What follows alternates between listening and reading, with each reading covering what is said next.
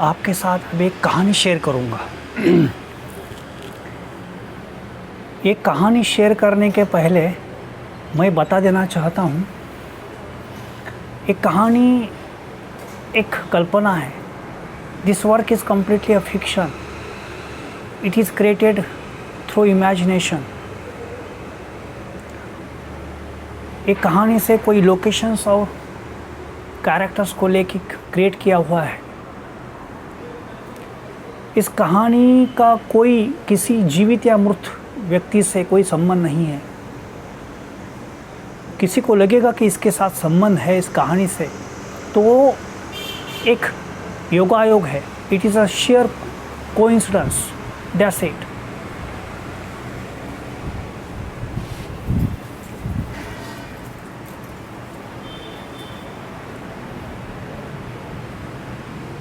मुंबई का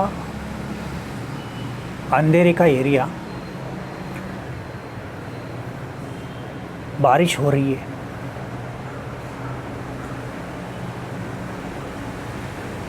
मुझे अभी भी याद है,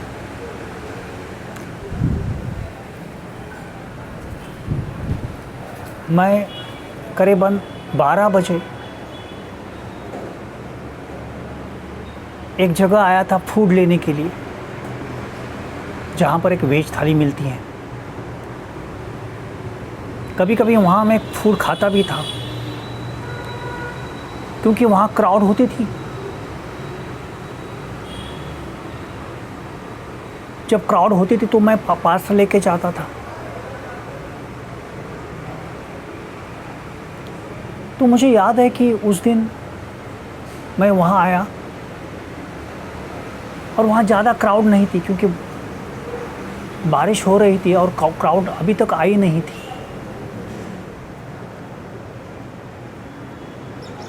मैंने मेरे वेज थाली को ले लिया और एक जगह पर जगह खोजने की मेरी कोशिश रही। एक टेबल पर एक लड़की बैठी थी, तो मैंने उनसे पूछा कि कैन आई सिट हियर?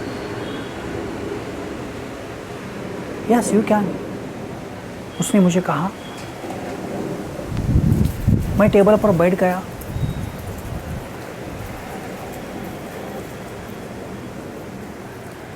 कुछ पल साइलेंस के चले गए। उसने मुझे पूछा कि क्या आप, बेसिकली इंग्लिश में पूछा, are you writer or someone director? तो मैंने उससे कहा, originally I am writer, maybe I will direct in future. उसने स्माइल किया।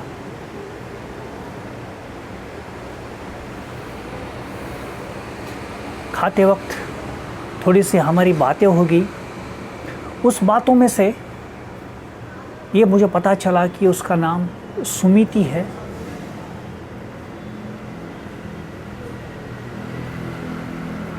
और एक महाराष्ट्र के एक वाई करके जगह है, वहाँ से एक छोटा सा गांव है, वहाँ से बिलोंग करती हैं। मीडिया का कोर्स करने के बाद उसे एक्टिंग का अवार्ड मिला था। एक्टिंग के अवार्ड मिलने के बाद वो मुंबई आई थी। 2 साल 2.5 साल के उसका स्ट्रगल रहा है।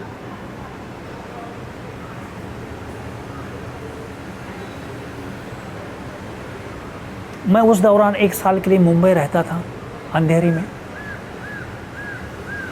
हमारी मुलाकात उस दिन हो गई।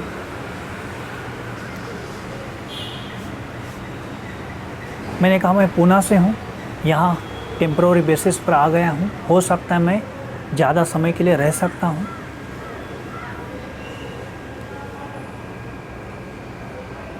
उस दिन, उस मुलाकात के बाद 4-5 दिन बीच में चले गए। फिर से हमारी मुलाकात उस जगह पर, उस रेस्टोरेंट में हो गई। खाना होने के बाद मैंने कहा कि शाम के वक्त आप क्या कर रही हैं? तो उसने पूछा कि क्यों?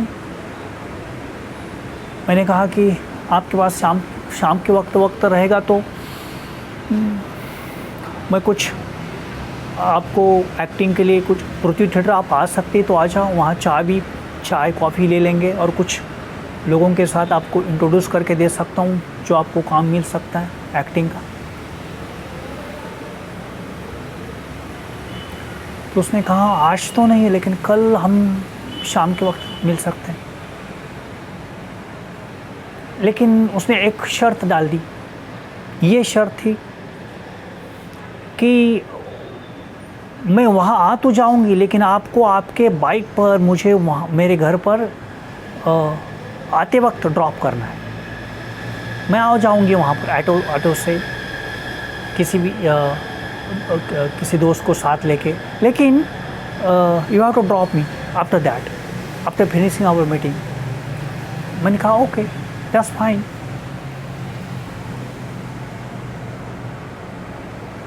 सुमिति मुझे दूसरे दिन पृथ्वी थिएटर्स पर मिली।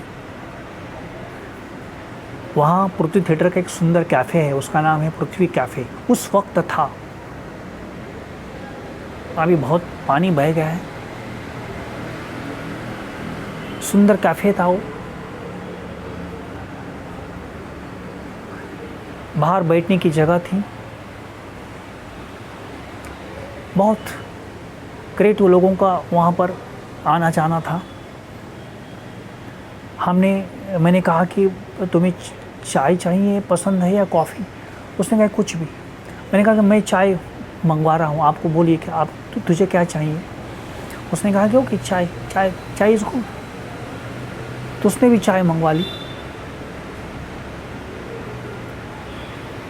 तो उस वक्त उसने कुछ बातें मुझसे कही कि मैं हृदय की कुछ बातें कहना चाहती हूँ और पूछना चाहती हूँ। मैं ये कहना चाहती हूँ आपसे कि मैं मुंबई से तंग आ चुकी हूँ और मुझे लगता है कि मेरे मन में ये बहुत बार ऐसे विचार आ रहे कि मैं मुंबई छोड़ दूँ। मैंने कहा क्यों? उसने कहा कि यहाँ जीना बहुत कठिन है। मैंने कहा कि तुम्हारे घर में कौन है? उसने कहा कि मेरे पिताजी हैं, मेरी माँ है, मेरा छोटा भाई है, वो पढ़ रहा है, और मेरे पिताजी स्कूल के हेडमास्टर हैं। मैंने कहा कि और भी आपको कुछ प्रॉपर्टी हो रही? हाँ है, 10-12 एकड़ लैंड है हमारा गांव में, खेत में एक बहुत ही सुंदर सा हाउस है, घर है, जो जैसे मराठी में बोलते कौलारू से बना हुआ घर है। तो मैंने पूछा कि क्यों ऐसा लग रहा है तुझे कोई मुसीबत है?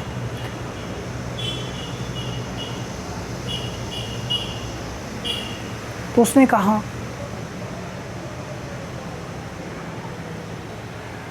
मैं कुछ अलग तरह के सपने लेके आई थी। जैसे दूर से देखा जाए, कोई माउंटेन को दूर से हम देखते हैं तो बहुत सुंदर लगता है कि वहाँ पर पहुँचूँ, वहाँ जाऊँ, पेड़ के नीचे बैठूँ, अपनी आँखों से माउंटेन को देखूँ, पर्वत को देखूँ,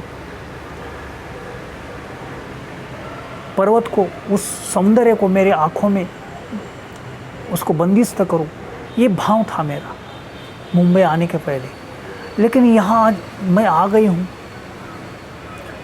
यहाँ लोकल से घूमना इतनी बड़ी दिक्कत है, रहने की दिक्कत है, फूड का बहुत बड़ा प्रॉब्लम है। मेरे कम से कम 2 साल यहाँ चले गए ऐसे ही खाली। मैं हार्डली बहुत कुछ रुपए जनरेट कर सकी हूँ, कुछ काम नहीं मिलता है। यहाँ पर जो काम चलता है,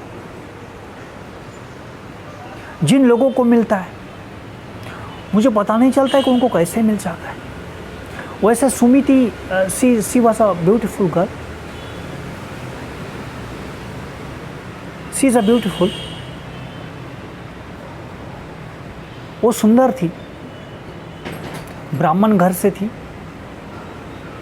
उसकी आंखें गहरी थी, रंग, उसके शरीर का रंग गोरा था, मैंने कहा कि तू तो सुंदर है, तुझे तो काम मिलना चाहिए यार, ऐसे कैसे हो सकता है? और तेरे पास बोलने का हुनर है, स्किल है, क्या प्रॉब्लम? मैंने उसको पूछा कि तुम्हारी एस्ट्रोलॉजिकल मून साइन कौन सी है, मून साइन। उसने कहा कि उसने उस वक्त कहा था मुझे भी, तो उस वक्त मैंने देखा था, तो उसका जो शनि था वो तो अष्टम हाउस में आया था। तो मैंने कहा कि 1 साल पहले आ चुका था, तो मैंने कहा कि कुछ 1 साल 1.5 साल और थोड़ा सा आपको हो सकता है दिक्कत आ सकती है, उसके बाद में नहीं।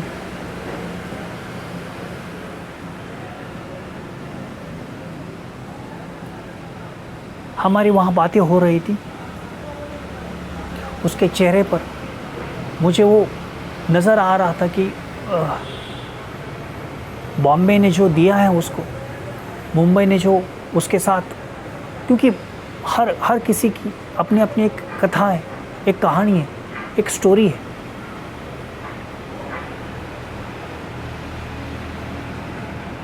चाय ख़त्म होने के बाद मैंने कहा कि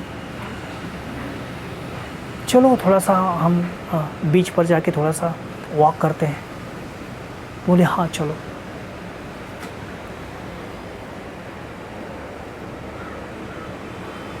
हम बीच पर आए। बीच पर ज़्यादा भीड़ नहीं थी। मुझे अभी भी याद है, बारिश की बूंदें आ रही थी। ज़्यादा तो बारिश नहीं थी, लेकिन बारिश हो रही थी, और समंदर की जो लहरें हैं उसकी आवाज़ है।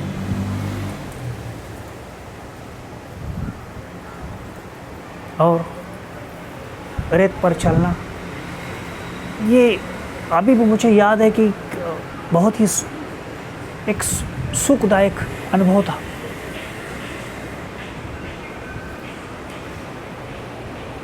मैंने उससे कहा कि क्या सच में आपको लगता है कि आप मुंबई को छोड़ना चाहती हैं? उसने कहा तो लग तो रहा है, क्योंकि कुछ समय तो हाथ से जा रहा है, और मैं सच में जो करना चाहती थी वो नहीं कर पा रही हूँ। मैंने कहा क्या करना चाहती थी? उसने कहा कि मैं कुछ सच में क्रिएटिव काम करना चाहती थी। मुझे लगा कि एक्टिंग में मैं कर पाऊँगी, लेकिन एक्टिंग ये तो ऐसा है कि मुझे लग रहा है कि मैं भीख मांग रही हूँ लोगों को जाके, है ना। कोई जॉब खोज रहे हैं, जॉब खोजना, जॉब खोजोगे तो मिल भी जाएगा आपको, किसी सॉफ्टवेयर कंपनी में हो या कोई और स्किल हो। लेकिन यहाँ तो मुंबई में तो फिल्म इंडस्ट्री में तो आपको ऐसे जगहों पर जाना पड़ता है ऑडिशन के लिए कि उनको पता नहीं है कि क्या कर रहे हैं वो लोग, और वो ऑडिशन क्यों ले रहे हैं। सब एक प्रकार का एक कोलाहल है, एक कन्फ्यूजन है। और मैं 100 ऑडिशंस देती हूँ, और इतने सभी छोटे छोटे जो लोग होते हैं, किसी डिसीजन मेकर के पास पहुँचने का मौका नहीं मिलता। उसकी बातें सच थी।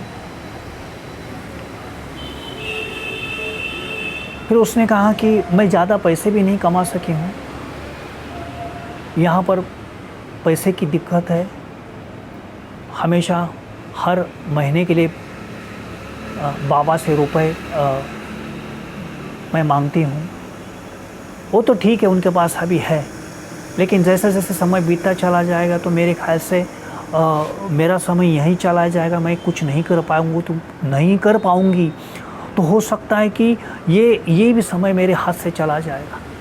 तो मैंने कहा कि क्या करना चाहती हो? समझो आप गई वहाँ पर, घर पर गई। उसने कहा कि मेरे गांव, मेरे खेत में, हमारे जो टाउन में मेरा घर है, वहाँ पर मेरे बाबा और माँ रहती हैं, और खेत में हमारा एक दूसरा घर है। तो मैं वहाँ आती जाती रहूँगी, और मुझे लगता है कि मुझे कुछ ऐसा क्रिएटिव काम करना है जो लोगों की हेल्प भी हो सके और मेरा क्रिएटिव काम भी हो सके। यहाँ पर अभी मैं कुछ नहीं कर रही हूँ, तो क्या करना चाहते हो इस तरह से? उसने कहा कि वहाँ के कुछ बिजनेसेस, प्रोडक्ट्स, सर्विसेज हैं, उनको हेल्प करो, कुछ मेरे यूट्यूब के वीडियोस में बनाओ जो अल्टीमेट क्रिएटिव है, कुछ कहानियाँ लिखूं, हो सकता है मैं कुछ स्क्रीन प्ले लिखूं, फिल्मों की पटकथा लिखूं, कुछ वीडियोस को बनाऊं। मैं खुद एडिटिंग सीखना चाहती हूँ, वो यहाँ नहीं हो रहा है मेरे से, और यहाँ मैं कुछ कर भी नहीं रही हूँ, यहाँ मुझे वो मौका भी नहीं मिल रहा है, ये शांति भी नहीं मिल रही है। तो आपको क्या लगता है, आपका क्या अनुभव है? मैंने कहा कि मैं ये सब करने के लिए यहाँ नहीं आया। मेरे दोस्त एक सरकारी ऑफिसर है, उनको एक फ्लैट मिला है और वो फ्लैट खाली है। उसने कहा कि वो बाहर रहते हैं, बाहर रहने के बॉम्बे में ही रहते हैं, लेकिन उनका अपना खुद दूसरा फ्लैट है, वो इस जगह पर नहीं आना चाहते, तो उनका फ्लैट खाली है, वो किसी और को देना भी नहीं चाहते। तो उसने मुझे कहा कि दोस्त है, मेरे चाइल्डहुड फ्रेंड है, उसने कहा कि आप आ सकते हैं तो आ जाइए, 1 साल के लिए तो 1 रुपया भी आपको देना नहीं पड़ेगा, आप यहाँ रहिए, फूड का सिर्फ इंतज़ाम कीजिए, फ्लैट आपका। तो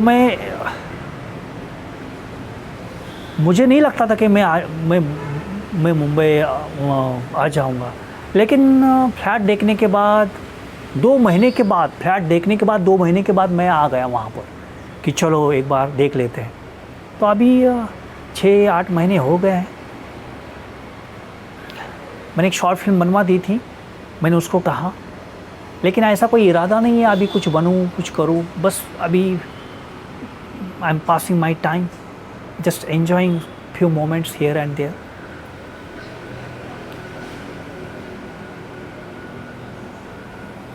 तो हमारी इस तरह की बातें हो गई बीच पर। उसके बाद मैंने उसको ड्रॉप किया। फिर 1-2 बार हमारी फूड के वक्त मीटिंग हो गई, और एक शाम के वक्त मुझे वो एक सीसीडी में मिली, अंधेरी में सीसीडी है। तो उसने कहा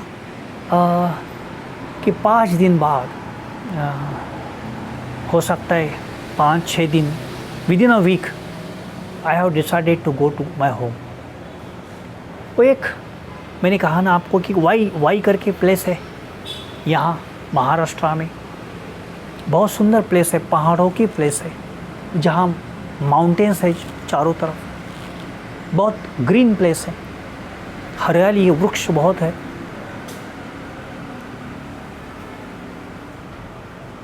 तो उसने जाने का मन बना लिया है।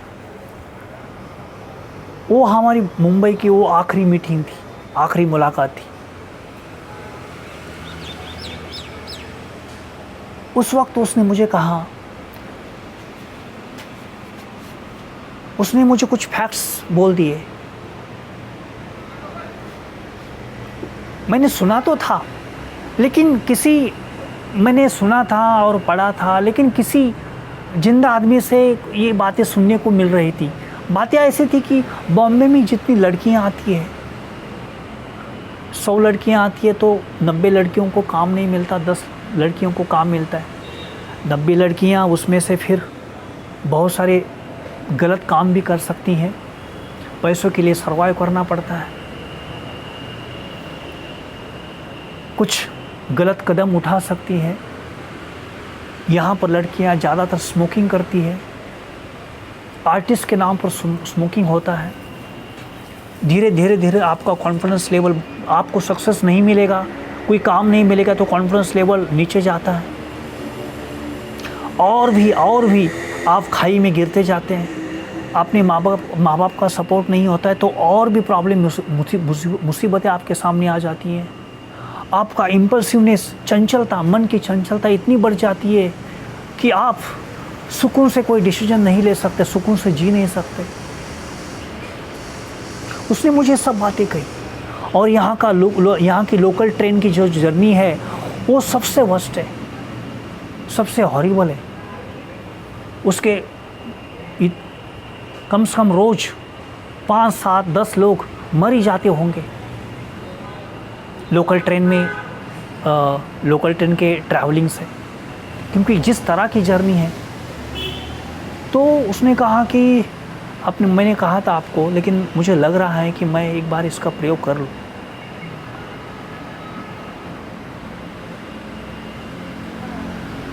मैंने कहा कि ओके, नो प्रॉब्लम। अब हमने जाने का मन बना ही लिया है सुमिति, तो आपको कोई रोक नहीं सकता। लेकिन आप बॉम्बे फिर वापस आ रही हैं, क्योंकि उस वक्त ऐसा था कि मैं कभी पुनः वापस आ जाऊंगा ऐसा मुझे पता नहीं था। मैंने पूछा कि आप बॉम्बे फिर से वापस आ गए। उसने कहा कि मैं बॉम्बे से कम्प्लीटली नाता कट नहीं करूँगी। कुछ काम मिल जाएगा दोस्तों के ज़रिए, कुछ ऑडिशंस पक्की हो जाएगी, या कुछ ठोस कॉन्क्रीट वर्क मुझे मिल जाएगा, तो मैं डेफिनेटली मुंबई आ सकती हूँ। क्योंकि अभी मुझे सब कुछ पता है, रहने की जगह पता है, कुछ दिनों के लिए आ सकती हूँ। लेकिन यहाँ ज़्यादा समय तक नहीं रह सकती, काम के बिना नहीं रह सकती। यहाँ रहना बहुत दुष्कर है, बहुत ही कठिन है। यहाँ सब कुछ ठीक है, लेकिन मुझे नहीं लग रहा है कि मेरा जो स्ट्रेंथ था वो मेरा बिखर चुका है। मेरी जो एक शक्ति थी, एक क्षमता थी, कभी कभी लगता है कि वो बिखर चुकी है, और लोगों को लगेगा कि ये हार गई। लोगों को बोलने दो, ऐसा मुझे नहीं लगता। मुझे अंदर से वो फीलिंग नहीं है। वो में हमारी आखिरी मीटिंग थी। मुझे याद है रात के करीबन 9 बजे होंगे, 9 साढ़े 9 बजे होंगे। हमने उस वक्त विदा ले ली। बारिश के दिनों का वो आखिरी मंथ था, और सुमिति अपने घर चली गई।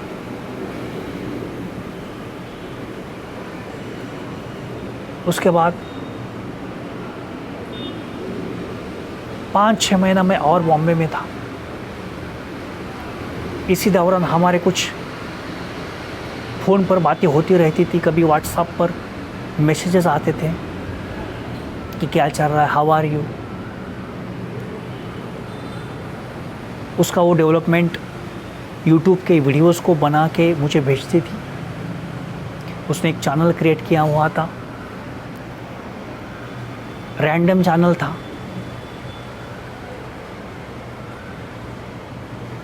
और उसने कहा था, मुझे अभी भी याद है फ़ोन पर, कि मैं सुकून की, शांति की ज़िंदगी यहाँ जी रहा हूँ। ज़्यादा फ्रीडम तो नहीं है गांव में, ज़्यादा जो स्वातंत्र्य, ज़्यादा जो फ्रीडम मैं बॉम्बे में महसूस करती थी वो यहाँ नहीं है। फिर भी मुझे लगता है कि उस ज़िंदगी से ये कई गुना बेहतर ज़िंदगी है। रोज़ सुबह उठती हूँ, खेत के घर में जाती हूँ, वहाँ पढ़ती हूँ। वहाँ मैंने किताबों का शेल्फ लगा के रखा है। घर से फूड लेके आती हूँ, और वहाँ पर बनाने का भी सिस्टम है।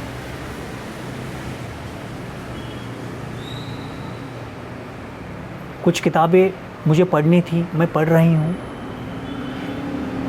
कुछ मुझे कहानियाँ लिखनी थी, वो लिखने की कोशिश करती हूँ। कुछ वीडियोस बनाती हूँ। मुझे इस वीडियोस के ज़रिए बहुत कुछ काम करना है जो सच में क्रिएटिव है। यहाँ यही आसपास के कुछ लोगों को इकट्ठा करके मैं हो सकता है शॉर्ट्स फिल्म बना दूँ, जैसे आपने बनाई है। उसके सुंदर सुंदर बातें, मुझे सुंदर बोलती थी वो, बहुत ये सब प्यारा था। 6-8 महीने के बाद मैं बॉम्बे में धूप के दिन आ गए। धूप के दिनों के कारण इतनी मुंबई में धूप होती है, आप पूछो मत। इतनी हीट होती है, पूना से कई गुना हीट ज़्यादा होती है, और मुझे पता नहीं था वो। इतनी हीट के कारण मुझे वहाँ रहना इतना वो मुश्किल हो गया कि मैं बीमार हो गया, वहाँ बीमार पड़ गया। चलना इधर उधर मेरा वो ख़त्म हो गया। मुझे लगा कि यार ये जगह नहीं छोड़ूंगा मैं तो सब पूरा का पूरा गड़बड़ हो जाएगा। मुझे अभी भी याद है, अप्रैल का महीना था, हीट बहुत ज़्यादा थी और मैं सोच रहा था कि मुंबई के लोग कैसे रहते हैं। यहाँ इतने बड़े बड़े स्टार लोग रहते हैं, इतने बड़े बड़े बिजनेसमैन रहते हैं पूरे भारतवर्ष का। ये मुंबई एक बहुत बड़ा इकोनॉमिक्स का हब है, यहाँ बॉम्बे फिल्म इंडस्ट्री है, इतने बड़े बड़े क्रिएटिव लोग रहते हैं, कैसे रहते होंगे यहाँ पर। हवाओं में मछलियों की गंध आती है, एक बदबू आती है, हमेशा आपको पसीना आ जाता है, हटता ही नहीं हो। आप शांति महसूस नहीं करते मुंबई में, हमेशा एक उलझन में रहे आप उलझन में ही है। इसी तरह से जैसे आप 1 घंटे के लिए दौड़ के आए हो और फीलिंग कर रहे हो, उसी तरह से आप नाप रहे हो, हाँफ रहे हो। ये मुंबई में ये इस तरह की मुंबई की ज़िंदगी। तो मुझे तो ये शुरू के दिनों में तो ये जब तक मैं ये समर के डेज़ नहीं आते थे तब तक थोड़ा ठीक था। बारिश के दिनों में तो मैंने एंजॉय किया, समंदर के बीच और जुहू का बीच और वर्सोवा का बीच, बारिश, सुबह शाम का घूमना, चाय, पृथ्वी कैफे पर चाय पीना, बहुत सुंदर था। लेकिन धूप के दिन बहुत कठिन है। तो मैं बीमार पड़ने के बाद मैंने डिसीजन लिया कि मैं कुछ दिनों के लिए पुणे आ जाऊँ। मेरी जो पुरानी जगह थी, तो मैंने फ़ोन करके मैंने वहाँ पर बोला कि मैं कुछ दिनों के लिए आ रहा हूँ। तो उन्होंने कहा कि no problem, you can come. मेरा कुछ सामान मैं पैकअप किया और पुणे आ गया। पुणे आने के बाद मैंने कुछ दिनों के बाद सुमति को फ़ोन किया। मैं पुणे आ गया हूँ और बीमार पड़ा था और वैसे कोई बॉम्बे छोड़ने का कोई मन नहीं है, भी जाना है वापस। मैंने फ़ोन किया तो उसने कहा था कि आपको, मैं ये तो नहीं कर रही हूँ, लेकिन आपको पुणे में फीलिंग बेटर आ रही है, तो मुझे लगता है कि आपको कंपैरिजन नज़र आएगा कि मुंबई और पुणे में। मैंने कहा कि हाँ, Pune is a little bit better, it is a little bit cold and यहाँ थोड़ा सांसें लेना थोड़ा सा सुकून का है। तो उसने कहा था हाँ ठीक है, सही बात बोल रहे हैं आप। फ़ोन पर हमारी बात हो गई। फिर मैं बॉम्बे चला गया। बॉम्बे में 3-4 दिन के बाद मुझे लगा कि मैं यहाँ कुछ कम से कम 2-3 वीक था पुणे में। उसके बाद मैं मुंबई चला गया, शायद मई ख़त्म होने के बाद, हाँ जून के फर्स्ट वीक पर में भी। मुंबई जाने के बाद मुझे लगा कि अभी वैसे कुछ काम नहीं है और मैं कुछ भी नहीं कर रहा था बॉम्बे में, सिर्फ मुझे रहने की जगह थी और मैं ऐसे ही एंजॉय कर रहा था। और मैंने ये सोच कर ही मुंबई गया था रहने के लिए कि कुछ काम नहीं करना है, फिल्म का कुछ काम नहीं करना है और बस रहना है, वहाँ पर सभी चीज़ें घूमना है। तो मैं वहाँ पर बोरीवली तक, विरार तक, बोरीवली का जो विपश्यना का सेंटर है वो घूमने के लिए चला गया। ये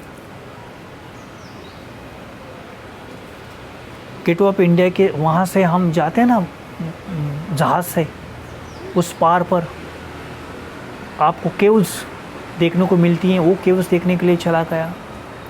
मुंबई का जो आसपास का एरिया था वो सब मैंने देखने की कोशिश की।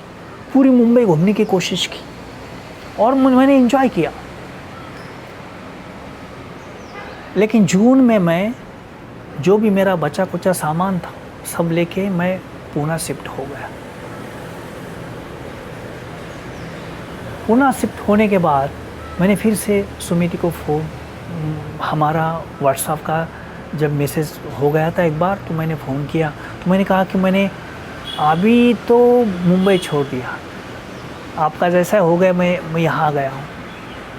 और फिर बाद में मैंने, तो उसने कहा कि चलो अभी नज़दीक आ गए हैं तो कभी तो मिल लेते हैं हम, और मैं मौके की तलाश में रहूँगी कि मैं कब पुणे आ सकती हूँ, हम जल्दी मिल सकते हैं। मैंने कहा कि यो ग्रेट, यू आर वेलकम। उसके बाद मैंने वेलनेस प्रोग्राम, जो कंपनीज़, जो बड़े बड़े कंपनीज़ है, मल्टीनेशनल कंपनीज़ है, उनके लिए मेडिटेटिव वेलनेस प्रोग्राम शुरू कर दिए। उनके जो एम्प्लॉयज़ होते हैं उनको 2 घंटे का 3 घंटे का वेलनेस प्रोग्राम मैंने क्रिएट किया और वो टीचिंग शुरू कर दिया। अभी मैं बहुत सारी कंपनीज़ को मेडिटेटिव वेलनेस प्रोग्राम टीच करता हूँ। उनका 1 साल का एग्रीमेंट होता है मेरे साथ, टीच कर देता हूँ। उसके साथ और भी बहुत सारे क्रिएटिव काम्स होते हैं। किसी ने बोला तो कोई लिखना होता है तो वो भी काम करके देता हूँ। मेरे पास 4-5 स्क्रिप्टें पड़ी है, स्क्रीन प्ले की, रिटर्न है, रजिस्टर्ड है।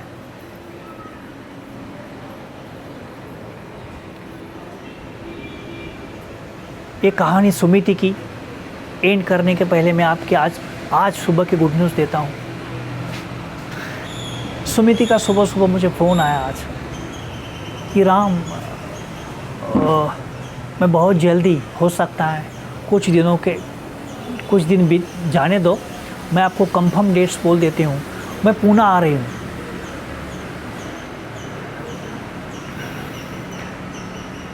मैंने कहा ओके, यू आर वेलकम।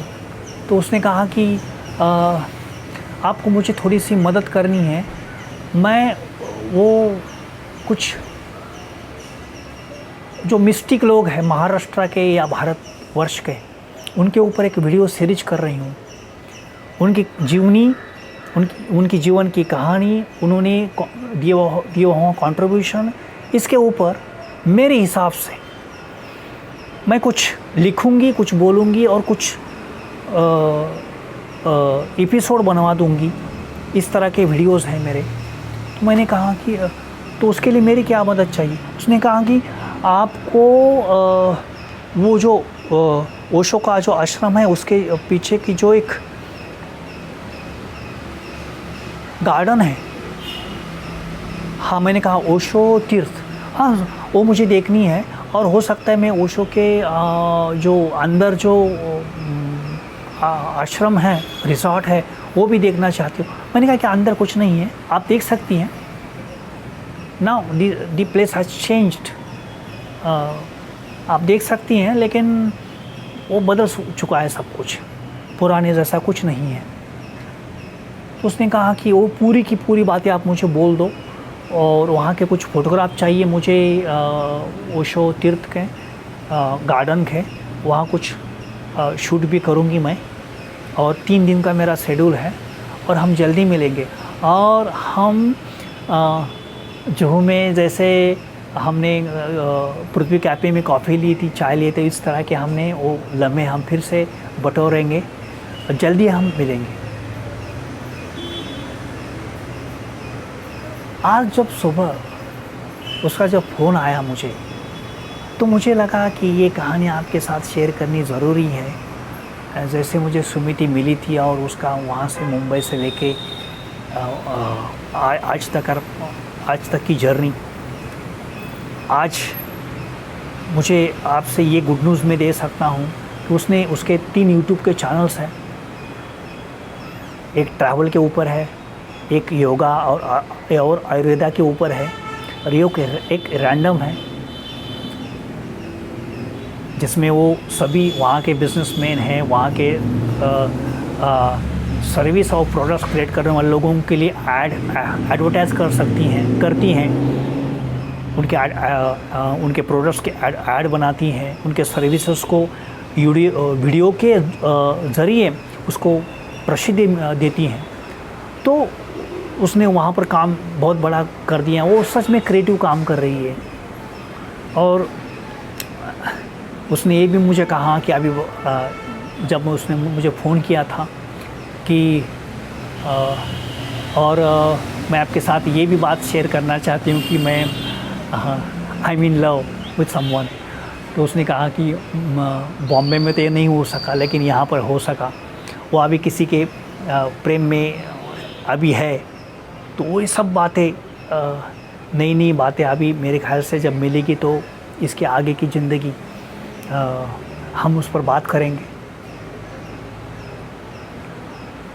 एक कहानी थी सुमिति की। सुमिति, जुहू बीच और कॉफ़ी।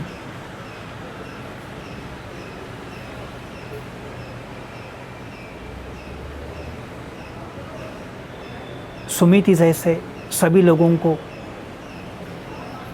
जो लोग ज़िंदगी की राह में अपना एक रास्ता खोज रहे, अपना एक मकसद, अपना एक मिशन, एक डेस्टिनेशन खोज रहे कि मुझे किस रास्ते से चल पड़ना है, सुमिति को शायद मिल गया है। क्योंकि उसकी जो खुशी है उससे नज़र आता है कि उसको वो राह मिल गई है। मैं ये बोलना चाहता हूँ कि जो लोग खोज रहे हैं ज़िंदगी के किस मोड़ से गुज़रना है, किस रास्ते से गुज़रना है, सभी को वो रास्ता मिले, ये सभी को मैं मेरी तरफ से शुभकामनाएं देता हूँ। और सुमिति की इस कहानी को यहाँ पर मैं दी एंड कर देता हूँ।